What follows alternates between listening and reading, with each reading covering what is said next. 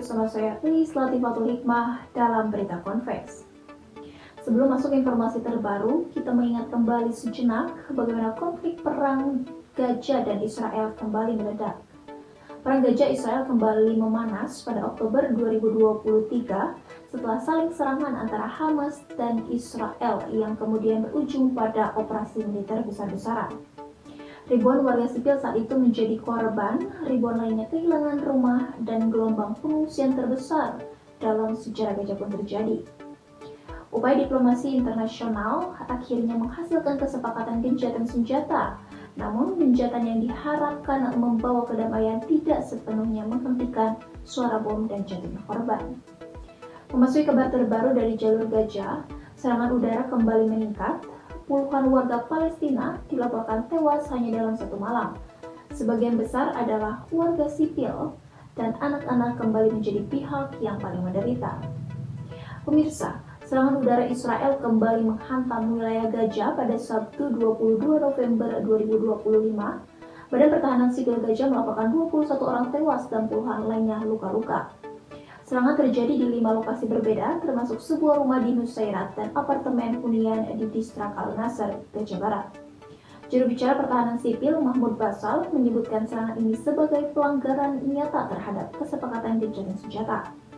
Sementara itu, militer Israel mengklaim serangan dilakukan setelah seorang teroris bersenjata menembaki pasukan Israel di sekitar garis kuning atau zona pembatas antara area militer dan hunian warga. Pemirsa, pertanyaan besar kini muncul, apakah gencatan senjata benar-benar berjalan? UNICEF melaporkan setidaknya 67 anak Palestina tewas sejak gencatan dimulai bulan lalu. Korban terbaru termasuk seorang bayi perempuan di Khan Yunis dan 7 anak yang tewas pada serangan sehari sebelumnya. Kekerasan ini mengejutkan dan mengingatkan dunia bahwa setiap korban bukan sekedar angka, tetapi anak-anak dengan keluarga, impian, dan masa depan. Lebih jauh, laporan Save the Children menunjukkan Gaza kini menjadi wilayah dengan jumlah anak amputasi terbesar dalam sejarah modern. Banyak anak bertahan hidup dengan cedera permanen, luka bakar, dan trauma psikologis berat.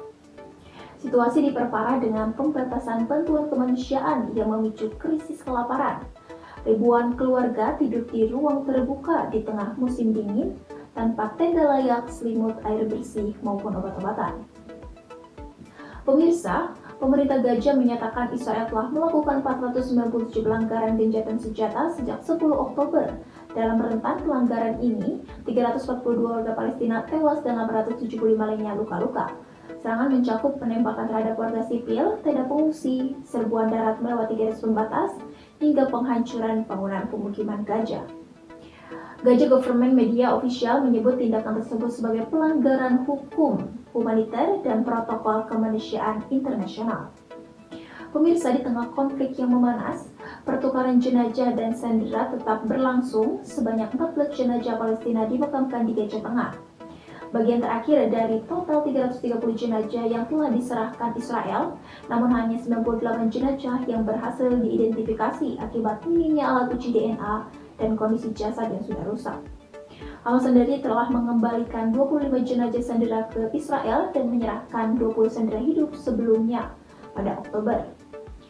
Pemirsa, situasi di Gaza menunjukkan bahwa gencatan senjata belum membawa kedamaian yang diharapkan.